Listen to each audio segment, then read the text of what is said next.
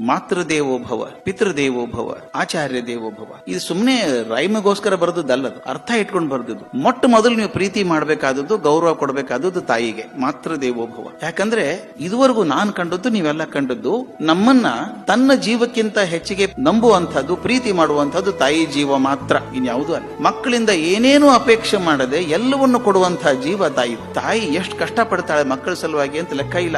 ಜನಪದದಲ್ಲಿ ಹೇಳ್ತಾರೆ, ಮಗು ಹುಟ್ಟಿದಾಗ ಮುಷ್ಟಿ ಮುಚ್ಕೊಂಡು ಹುಟ್ಟಿರ್ತಂತೆ. ಮಗು ಹುಟ್ಟಿದಾಗ ಮುಷ್ಟಿ ಮುಚ್ಕೊಂಡಿರುತ್ತೆ, ತಾಯಿ ಮುಷ್ಟಿ ಬಿಚ್ತಾಳಂತೆ. ಅಲ್ಲಿ ಸ್ವಲ್ಪ ಮಣ್ಣಿರುತ್ತೆ ಕೈಯೊಳಗೆ, ತಾಯಿ ತನ್ನ ಸೆರಗಿನಿಂದ ಮಣ್ಣು ಒರೆಸ್ತಾಳಂತೆ. ಕಣ್ಮುಂದ್ ಚಿತ್ರ ಬರ್ಬೇಕು ನಿಮಗೆ. ಮಣ್ಣು ಒರೆಸ್ತಾಳಂತೆ. ಲಕ್ಷ ಕೆಲಸ ಮಾಡ್ತಾಳೆ ಮನುಷ್ಯನ್ ಮಾಡ್ಬೇಕಾದ್ರೆ, ಆದ್ರೆ ಮೊದಲನೇ ಕೆಲಸ ಕೈ ಮಣ್ಣು ಒರೆಸ್ತಾಳಂತೆ. ಆ ಜಾನಪದ ಕವಿ ಹೇಳ್ತಾನೆ, ತಾಯಿ ಮಣ್ಣು ಒರೆಸ್ತಾಳಲ್ಲ ಹಂಗ ಇದ್ದು, ಇದರ ಋಣ ಎಂದೂ ತೀರ್ಸೋಕ್ ಸಾಧ್ಯ ಇಲ್ಲ ಅಂತ. ಅವನ್ ಕಾವ್ಯದಲ್ಲಿ ಹೇಳ್ತಾನೆ, ದೊಡ್ಡವರಾದ್ಮೇಲೆ ನಿಮ್ಮ ಮೈ ಮೇಲಿನ ಚರ್ಮ ತೆಗೆದು ತಾಯಿಗೆ ಕಾಲಿನ ಚಪ್ಪಲಿ ಮಾಡಿದ್ರು ಕೂಡ ಬರೀ ಮಣ್ಣು ಒರೆಸಿದ್ರು ಋಣ ಮುಗಿಯಲ್ಲ ಅಂತ, ಉಳಿದದ್ದಂತ ಬಿಟ್ಬಿಡಿ.